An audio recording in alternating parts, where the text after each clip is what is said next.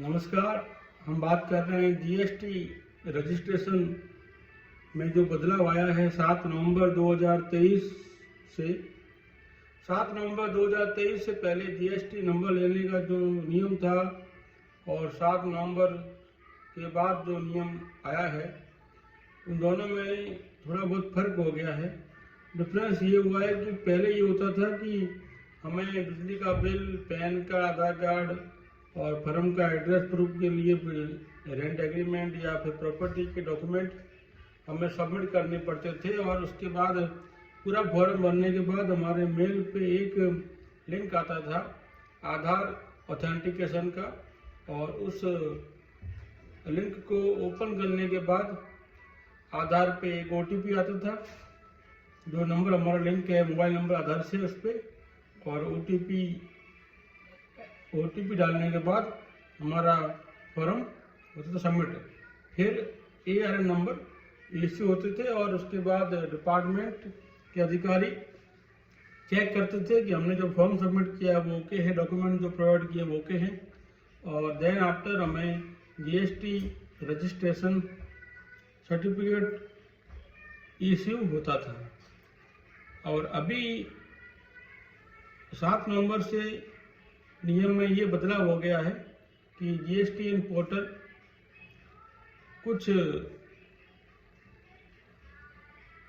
Application को तो आधार authentication link भेज देगा और कुछ केस में आधार ऑथेंटिकेशन नहीं भेज के फिजिकल डॉक्यूमेंट वेरिफिकेशन करवाएगा। वो भी जीएसटी सुविधा केंद्र जीएसके पर जीएसटी सुविधा केंद्र पे जो एप्लीकेंट है उसको वहाँ पे जाना पड़ेगा, और जो उसने डॉक्यूमेंट ऑनलाइन सबमिट किए उनकी ओरिजिनल कॉपी और बायोमेट्रिक आधार ऑथेंटिकेशन उस जीएसटी सुविधा केंद्र पे होगा।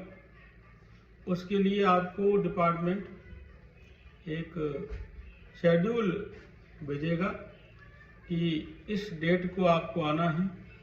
उसमें से आप टाइम सेलेक्ट कर लेंगे।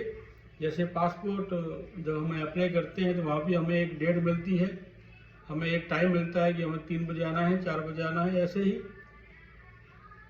कुछ केस के अंदर आपको आधार ऑथेंटिकेशन का लिंक आएगा और कुछ केस में आपको डॉक्यूमेंट वेरिफिकेशन का लिंक आएगा। आपको वहाँ पर उसमें लिखा होगा कि ये आपको डॉक्यूमेंट लेके आने हैं और इस समय आना है।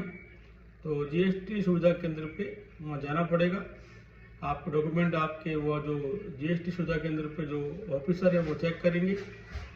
देन आफ्टर आपको नंबर देना है या नहीं देना है वो डिपार्टमेंट के अधिकारी तय करेंगे। तो ये नियम आ गया है और ये नियम अभी गुजरात और पांडुचेरी में है।